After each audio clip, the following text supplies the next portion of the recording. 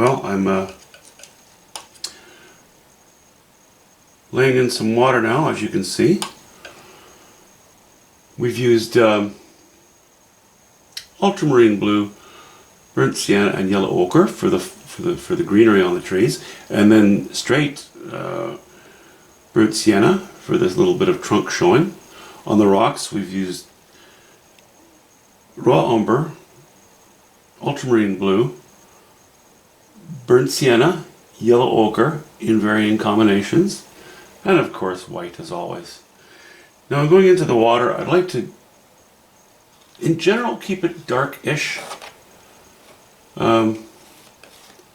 That's my thought at the moment, but with some fairly strong highlights in it. We'll see how that goes, eh?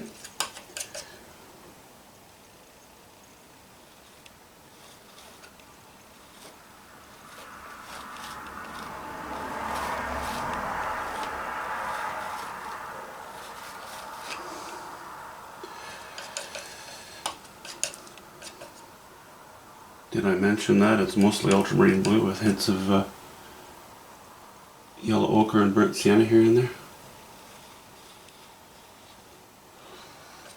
My watercolors, that is. Watercolors, haha. These are oils, but you know what I mean. Okay, we're going to step the water back up a little bit there.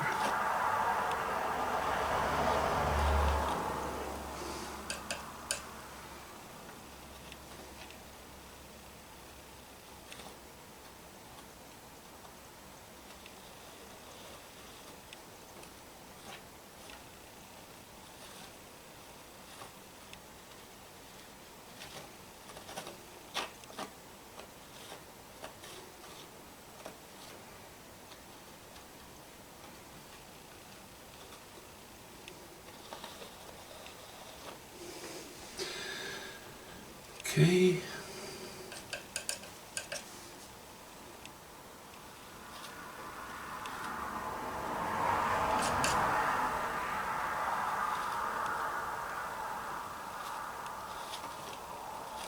It's such a small canvas to try to be rougher with your knife, you know? It just, it's very toothy, so I can rarely just lay one stroke on because it goes from being a heavily loaded knife and going in the paint, laying on the canvas in a very impasto manner, to suddenly the knife's empty, very short strokes, because the canvas, the tooth of the canvas eats up the bunch of paint so quickly.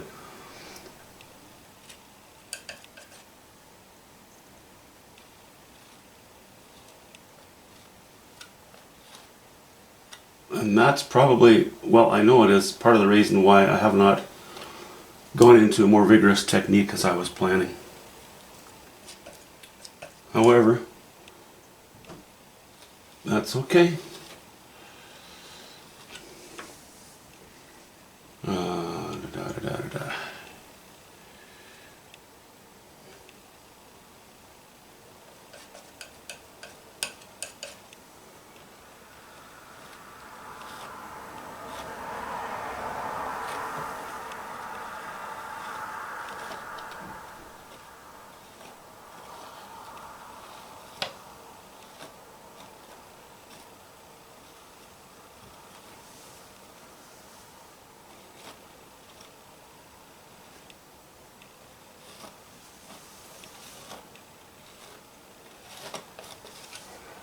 Sort of a steely cold color so far in our water here. It's not really reflecting the sky in this painting. Just kind of doing its own thing. But I still want to have a variety of color in it, keep it somewhat interesting.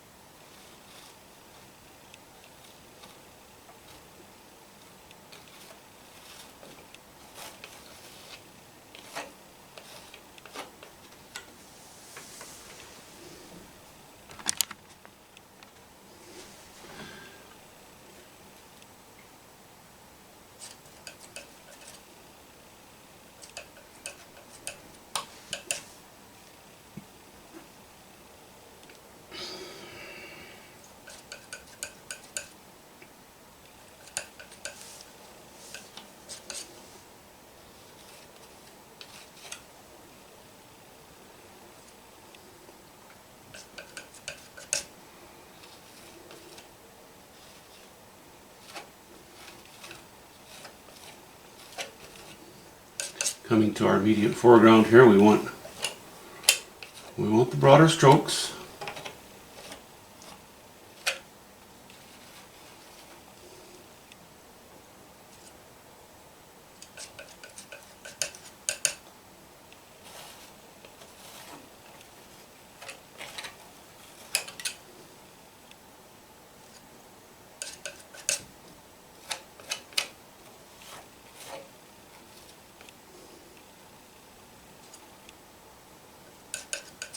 Now some straight ultramarine blue and burnt sienna. It's picking up the color of its own depth rather than reflecting the color of some of these rocks that are in here.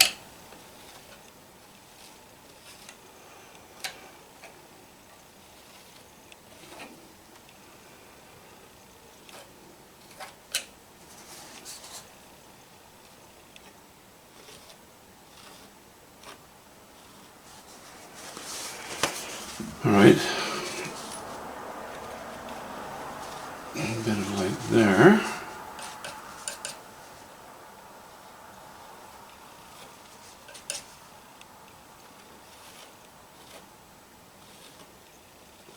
Water's a little bit confused here, that's okay. We'll keep it interesting. Oop.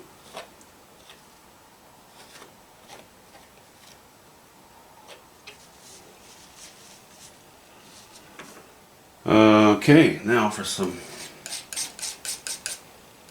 highlights.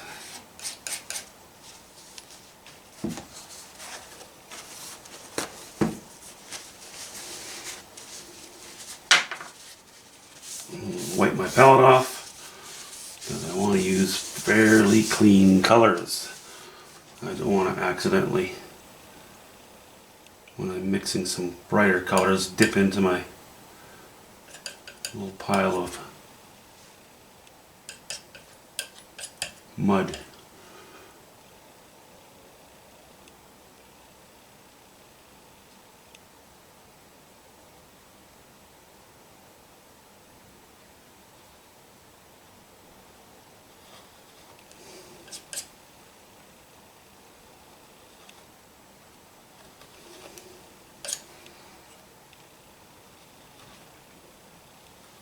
Oh, that's too close to the values on the rock.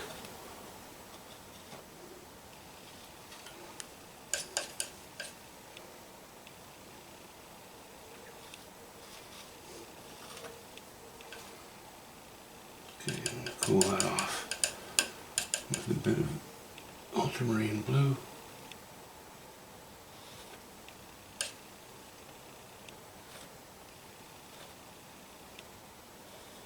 Some light coming right off the end of that rock.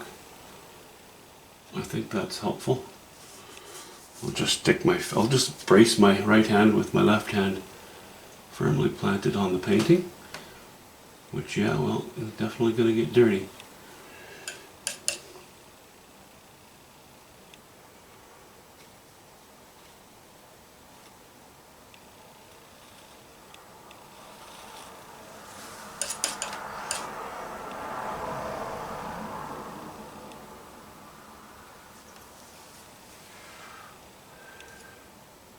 Okay.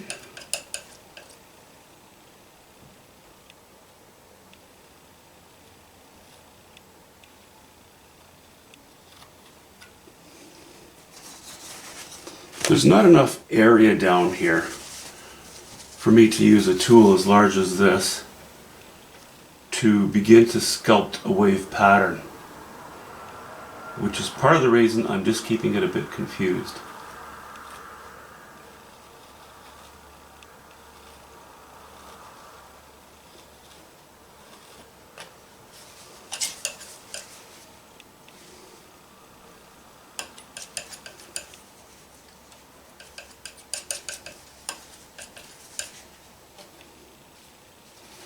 And also why I keep sticking my fingers in it.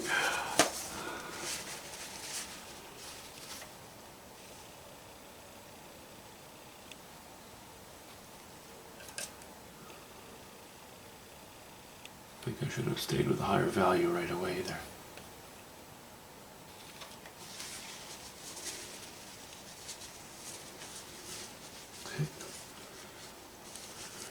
Now, this is too smeary, so I'm going to try a couple of more direct strokes in there again. Back to straight ultramarine blue and burnt sienna. Just a hint of white.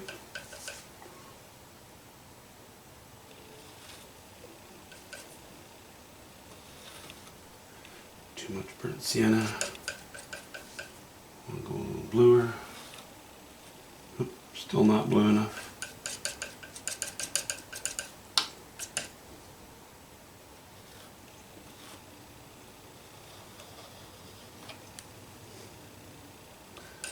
Okay.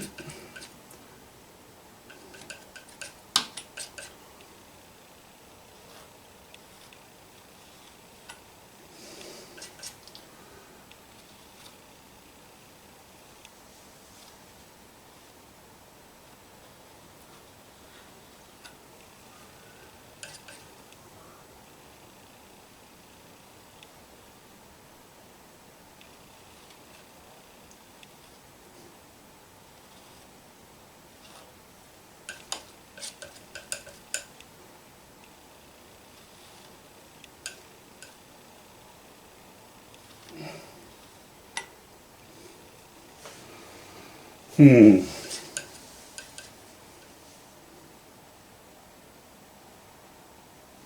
right.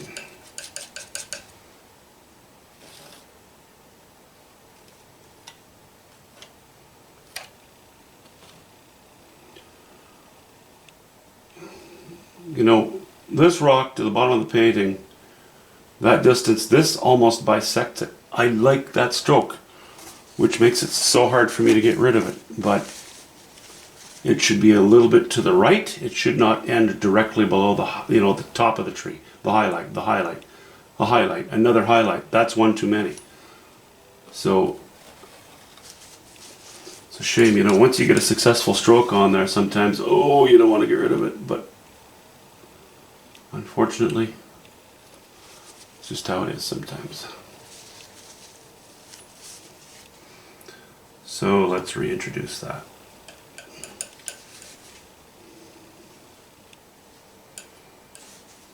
And I think I am going to keep it reasonably high value here.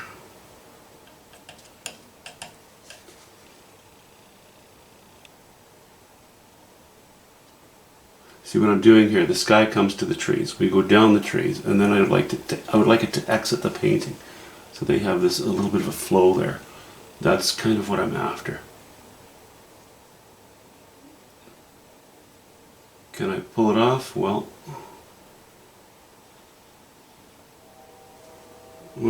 yes, but the real question is how many times am I going to have to redo it to get it right? Oops, here we go.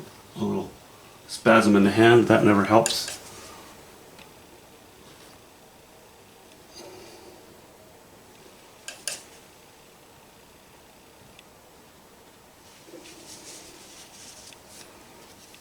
Oh, you gotta be so light with your knife now. Or I do.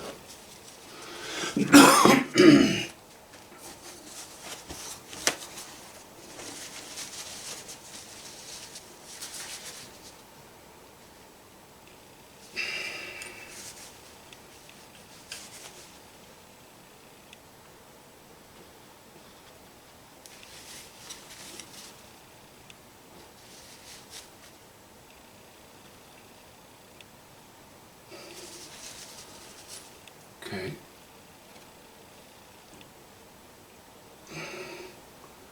Let me just sculpt that one a little bit. Maybe just leave the top of that alone. Or maybe not.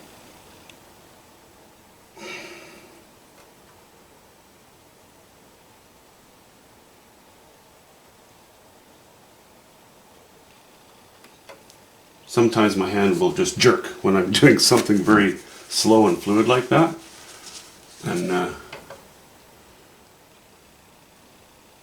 well, it needs to be so controlled that it's kind of irritating. All right, I think that's good, but now I've lined up directly over this bit of ultramarine blue and white. So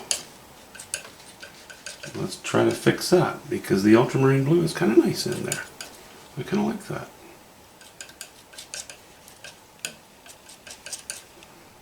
Okay, that's too white.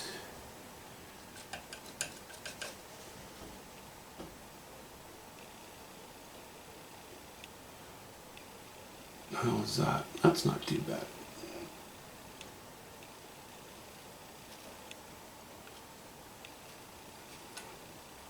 Whoop, started a wave pattern.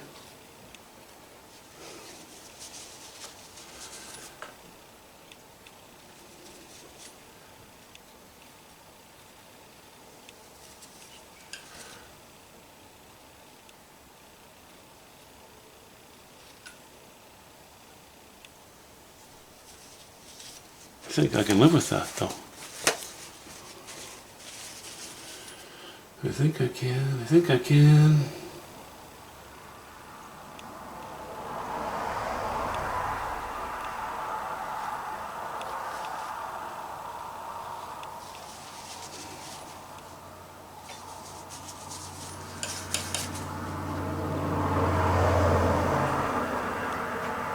Too high a value.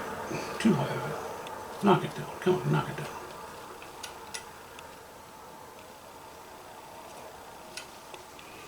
All right. I wasn't planning on going in down there, but with a bit of